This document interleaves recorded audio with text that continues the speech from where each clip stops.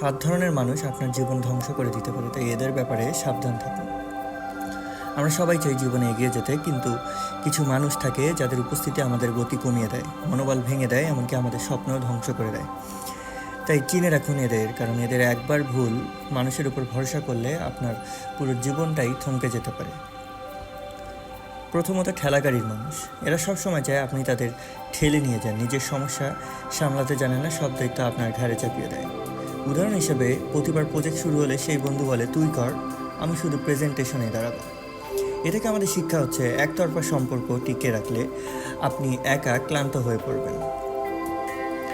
আরেক ধরনের মানুষ হচ্ছে মশা মানুষ। তারা শুধু তখনই আসে যখন তাদের কিছু দরকার।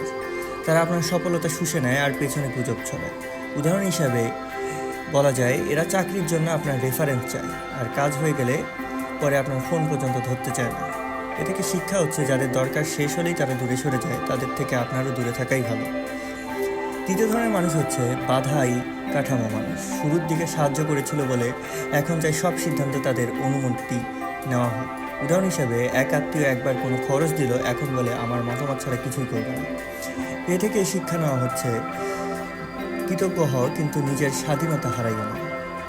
আরেক ধরনের মানুষ হচ্ছে কবির মানুষ। মিষ্টি কথায় বিশ্বাস ভাঙে, গোপনে তত্ত্ব শুনে রাখে, পরে সুযোগ মতো কাজে লাগায়। উদাহরণ হিসেবে, পরিবারের কোনো গোপন কথা শেয়ার করেছিল, পরে ঝগড়ার সময় সেটা অন্যদের সামনে বলে হেয় করে। শিক্ষা হচ্ছে, সবাই বন্ধু হয় না, কিছু মানুষ বন্ধুর মুখোশ পরে। আরেক ধরনের মানুষ হচ্ছে গিরগিটি মানুষ। তোমার সফলতা সহ্য করতে পারে না, মুখে প্রশংসা করে আর পেছনে উপহাস করে। উদাহরণ হিসেবে, তুমি পুরস্কার জিতলে মুখে বলে ভালো হয়েছে, পরে ফেসবুকে বানান ভুল ধরে হাসাহাসি করে।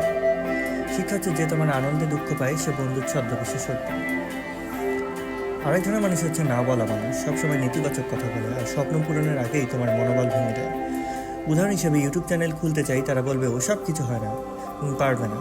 এ থেকে শিক্ষা হচ্ছে, স্বপ্ন দেখতে হলে সাহস লাগে, আর যারা সাহস নষ্ট করে তাদের থেকে দূরে থাকাই ভালো। আবর্জনা ঠেলা মানুষ।